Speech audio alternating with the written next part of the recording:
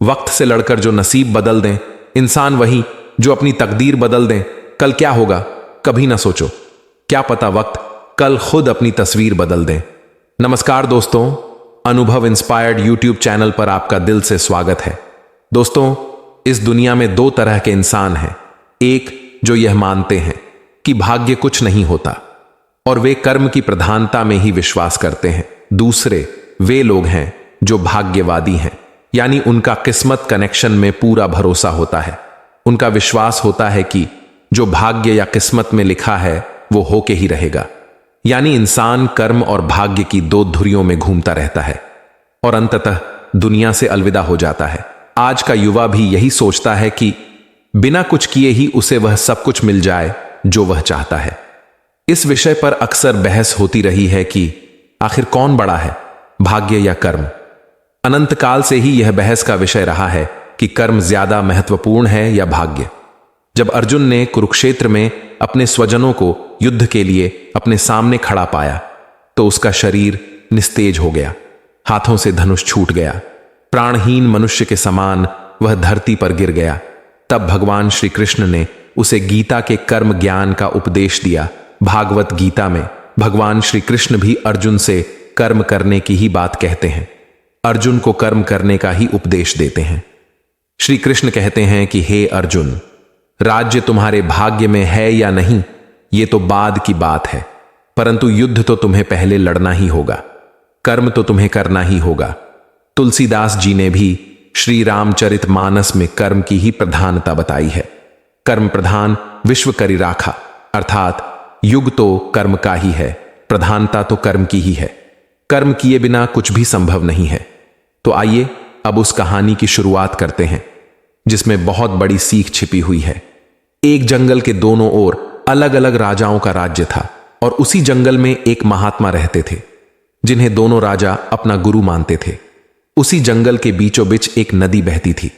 अक्सर उसी नदी को लेकर दोनों राज्यों के बीच झगड़े फसाद होते रहते थे। एक बार तो बात बिगड़ते बिगड़ते युद्ध तक आ पहुंची। कोई भी राजा सुलह को तैयार नहीं था, सो युद्ध तो निश्चय ही था।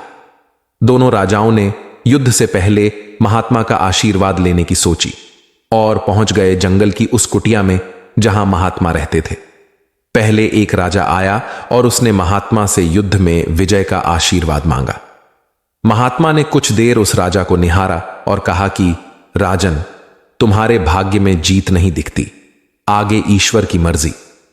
यह सुनकर पहला राजा थोड़ा विचलित तो हुआ, फिर उसने सोचा कि यदि हारना ही है तो पूरी ताकत से लड़ेंगे, परंतु यूं ही हार नहीं मानेंगे, और अगर हार भी गए तो हार को भी औरों के लिए उदाहरण बना देंगे, परंतु आसानी से हार नहीं मानेंगे।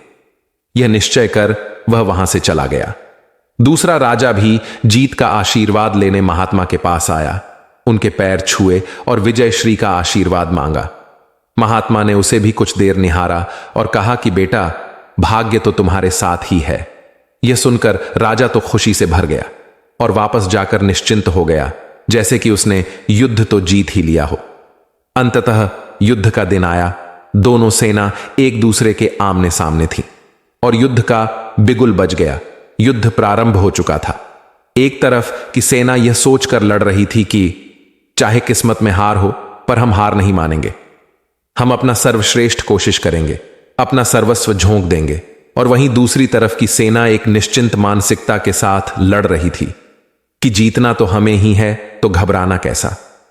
लड़ते लड़ते दूसरी सेना के राजा के घोड़े के पैर का नाल भी निकल गया और घोड़ा लड़खड़ाने लगा, पर राजा ने ध्यान ही नहीं दिया क्योंकि उसके दिमाग में एक ही बात चल रहा था कि जब जीत मेरे भाग्य में है ही फिर किस बात की चिंता। कुछ ही क्षण बाद दूसरे राजा का घोड़ा लड़खड़ाकर गिर गया, जिससे राजा भी जमीन पर गिर पड़ा और घायल हो गया और वह दुश्मनों के बीच घिर गया। पहले राजा के सैनिकों ने उसे बंधक बना लिया एवं उसे अपने राजा को सौंप दिया। युद्ध का निर्णय हो चुका था। युद्ध का परिणाम बिल्कुल महात्मा के भविष्यवाणी के उलट था। निर्णय के बाद महात्मा भी वहां पहुंच गए। अब दोनों राजाओं को बड़ी जिज्ञासा थी कि आखिर भाग्य का लिखा बदल कैसे गया। दोनों ने महात्मा से प्रश्न किया कि गुरुवर, आखिर यह कैसे संभव हुआ। महात्मा ने मुस्कुराते हुए उत्तर दिया, राजन, भाग्य नहीं बदला, वो बिल्कुल अपनी जगह सही है, पर तुम लोग बदल गए हो। उन्होंने विजेता राजा की ओर इशारा करते हुए कहा कि अब आपको ही देखो राजन, आपने संभावित हार के बारे में सुनकर दिन रात एक कर दिया। सब कुछ भूलकर आप जबरदस्त तैयारी में जुट गए, यह सोचकर कि परिणाम चाहे जो भी हो पर हार नहीं मानूंगा। खुद हर बात का ख्याल रखा, खुद ही हर रणनीति बनाई, जबकि पहले आपकी योजना सेनापति के भरोसे युद्ध लड़ने की थी। अब महात्मा ने पराजित राजा की ओर इशारा करते हुए कहा कि राजन, आपने तो युद्ध से पहले ही जीत का जश्न मानना शुरू कर दिया था। आपने तो अपने घोड़े की नाल तक का ख्याल नहीं रखा। फिर आप इतनी बड़ी सेना को कैसे संभालते और कैसे उनको कुशल नेतृत्व देते? और हुआ वही जो होना लिखा था। भाग्य नहीं बदला, पर जिनके भाग्य में जो लिखा था उन्होंने ही अपना व्यक्तित्व बदल लिया। फिर बेचारा भाग्य क्या करता। दोस्तों, हमें इस कहानी से यह सीख मिलती है कि भाग्य उस लोहे की तरह वहीं खींचा चला जाता है जहां कर्म का चुंबक हो।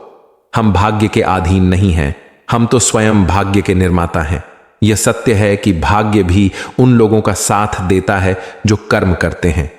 किसी खुरदरे पत्थर को चिकना बनाने के लिए हमें उसे रोज घिसना पड़ेगा। ऐसा ही जिंदगी में समझें, हम जिस भी क्षेत्र में हों, स्तर पर हों, हम अपना कर्म करते रहें बिना फल की चिंता किए।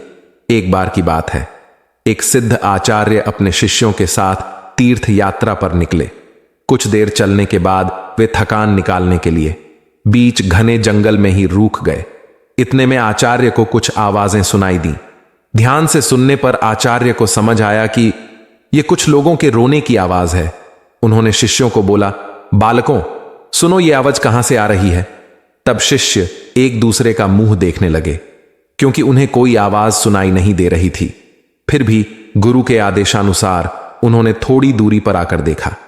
केवल आचार्य को एक गहरे अंधेरे कुएं से कुछ लोगों के रोने की आवाज सुनाई दे रही थी।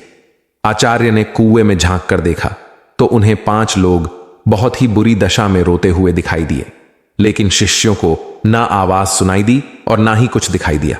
तब आचार्य ने उन 5 लोगों को मुस्कुराते हुए देखा और पूछा, भाई किन कर्मों का फल भोग रहे हो? तब वे 5 और जोर जोर से रोने लगे। तब आचार्य ने शिष्यों को बताया, यहां 5 प्रेत आत्माएं हैं। यह सुनकर शिष्य डर गए।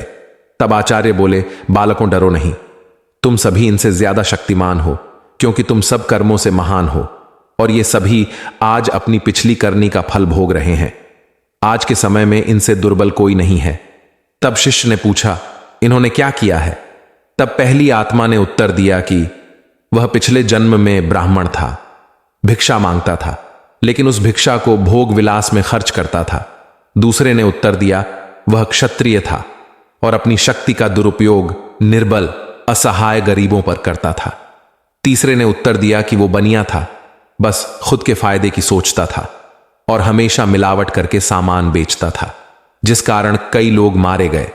चौथे ने उत्तर दिया, वह क्षुद्र था, बहुत आलसी और अपनी जिम्मेदारी से भागता था, अपने माता पिता को पीटता था और दिन रात नशा करता था। पांचवें ने उत्तर दिया, वह एक लेखक था, अश्लील कथाएं लिखता था, उसने समाज को काम वासना का पाठ सिखाया था। इस तरह वे सभी पापी अपने पापों को भोग रहे हैं। उन्होंने आचार्य से निवेदन किया, आप गुरु हैं, आप दुनिया वालों को समझाएं कि बुराई का रास्ता कुछ पल की खुशी देता है, लेकिन इसका दंड कई जन्मों तक अंधकार में भोगना पड़ता है। कहानी से हमें यह सीख मिलती है, मनुष्य को कर्मों का फल भोगना ही पड़ता है, फिर वो किसी भी जन्म में हो। कहते हैं जिस तरह ईश्वर हैं वैसे ही भूत भी होते हैं, लेकिन वे जितने दुर्बल होते हैं उतना कोई नहीं। व्यक्ति कितना भी इतरा जाए, नियति उसके कर्मों का हिसाब रखती ही है। इसलिए सदैव सही मार्ग पर चलें। अगर गलती हुई भी है तो उसे सुधारें। जो हमें बुरा लगता है यह दूसरे को कभी मत दो, जैसे कि कड़वी बात, गाली, गुस्सा, बेइज्जती, असम्मान, अपमान, गला सड़ा या खोट वाला खाने का पीने का सामान इत्यादि। कर्म का महत्व, जो चीजें हमें अच्छी लगती हैं वह दूसरों को, जरूरतमंद को बिना मांगे भी दो, जैसे कि आम, लक्ष्मी, मीठी बातें, सम्मान, खाने पीने के अच्छे अच्छे बढ़िया सामान दोनों हाथों से बांटो, लूटा दो।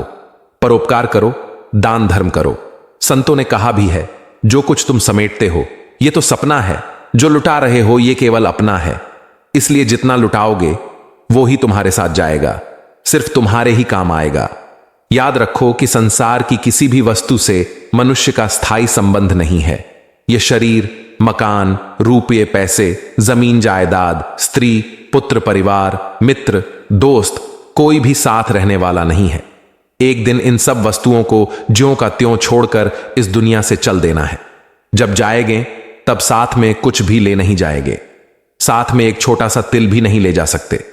आप कितने भी उपाय कर लो, सारे उपाय यहीं धरे रह जाएंगे। सिर्फ भगवान नारायण प्रभु की भक्ति, दुखियों की सेवा, दान, पुण्य साथ में अवश्य जाएगा। साथ में जो जाएगा वही तो अपना हुआ, साथ में जो नहीं ले जा सकते वो सब पराया हुआ। जीते जी उन पराई वस्तुओं से मोह क्यों रखें? आप गंभीरता से जाकर विचार करें, साथ में एक तिल भी नहीं ले जाने पाएंगे तो फिर अशांति, हाय, छीना झपट्टी क्यों? किसके लिए? भगवान का हुक्म है, हर कार्य प्रभु के निमित्त समझकर फल प्रभु पर छोड़ दो। वो कभी बुरा करेंगे ही नहीं, तो सोचो फिर दुख क्यों करें? दुख सुख भी एक सोच के कारण ही तो है। दुख को भी सुख मानो, प्रभु सुख ही सुख कर देंगे। यदि मोक्ष की इच्छा है तो विषयों को विष के समान दूर से ही त्याग दे, और संतोष, दया, सरलता अमृत के समान है। एक बार की बात है, एक साधु एक गांव में हर रोज भिक्षा मांगने जाता था। जिस घर में भी जाता कोई आटा, दाल या चावल कुछ भी दे देता और वह अपना इस तरह पेट भर लेता था। उसी गांव में एक व्यक्ति उसको हर रोज भिक्षा मांगने पर गोबर डाल देता और यह कहकर डांट देता कि भगवान ने हाथ पैर दे रखे हैं, कुछ काम करके खा ले। वह साधु चुपचाप गोबर लेकर आ जाता और एक तरफ ढेर लगा देता। ऐसे करते करते उस गोबर का बहुत बड़ा ढेर बन गया। साधु भी हर रोज भिक्षा मांगने जाता, वह आदमी हर रोज ही उसको गोबर डाल देता और गांव के लोग खाना देते। ऐसे करते करते दोनों का समय बीत गया और जब दोनों अपनी जीवन यात्रा पूरी कर भगवान के घर पहुंचे तो गोबर डालने वाले इंसान को खाने में भगवान के घर गोबर मिला। तो उसने भगवान से कहा, हे प्रभु, मैं गोबर कैसे खा सकता हूं? भगवान ने कहा कि जब साधु तेरे घर भिक्षा मांगने जाता था, जिसका कोई और भिक्षा मांगने के सिवाय कोई चारा नहीं था, तो आप उसको भिक्षा में गोबर देते थे। वही गोबर का ढेर अब इतना बड़ा हो गया कि आपके खाने के हिस्से में अब गोबर ही आएगा। तो उस व्यक्ति ने भगवान के पैर पकड़ लिए और कहने लगा, भगवान, मैं गोबर नहीं खा सकता, कृपया इस समस्या का कोई समाधान बताओ। भगवान ने कहा, कर्मों का फल अवश्य ही भोगना पड़ता है। अब वो इंसान प्रभु के आगे रोए और गिड़गिड़ाए, कृपया करके इस समस्या का कोई समाधान हो तो बताओ। भगवान बोले, इस सारे गोबर को आप हर रोज एक कपड़े में डालकर पानी के साथ धोते रहो, इस प्रकार आपके कर्म कट जाएंगे। ऐसे करते करते उसको गोबर को धोने में कम से कम 1 साल लगा और सबसे लास्ट में गोबर का जो आखिरी अंश, भूस और घास के कुछ हिस्से कपड़े के ऊपर रह गया। तो भगवान बोले, अब आपको यह हिस्सा तो खाना ही पड़ेगा। वह इंसान फिर रोए और कहे कि इसको कैसे खाऊं? प्रभु ने कहा, किसी के बुरे कर्मों को मैं कम कर सकता हूं पर बिल्कुल खत्म नहीं हो सकता है, इसलिए आपको यह तो खाना ही पड़ेगा। भगवान ने उसे समझाया कि आप गोबर खाने से बच गए, अगर आप उसको ना धोते तो वह सारा गोबर आपको खाना पड़ता। कर्म फल का महत्व इसी प्रकार, जब हम जमीन में कोई फल का पौधा लगाते हैं तो उसको उगने में और बड़े होने में समय लगता है और फिर 1-2 साल बाद बड़ा होता है, फिर उस पर फल लगते हैं। क्योंकि किसी भी कर्म का फल एक दिन में नहीं मिलता, चाहे वह अच्छा हो या बुरा। यह अब आपके ऊपर निर्भर करता है कि आप कर्म कौन सा कर रहे हो। फल मिलने में समय जरूर लगेगा पर मिलेगा जरूर। यही समय और परमात्मा का नियम है कि हमारे द्वारा किए गए हर कर्म का सुख और दुख हमारे कर्मों के ऊपर ही निर्भर करता है। हमें सुख और दुख अपने द्वारा किए गए कर्म का हिसाब किताब चुकतू करना होता है। कर्मों का फल हमें अवश्य ही भुगतना ही पड़ेगा। इसलिए जब हम किसी को दान देते हैं तो सोच समझ कर दे, क्योंकि एक दिन हमें वह डबल होकर मिलेगा। इसी प्रकार हर काम करते समय भी ध्यान रहे कि हम कौन सा काम सही कर रहे हैं, कौन सा गलत हो रहा है।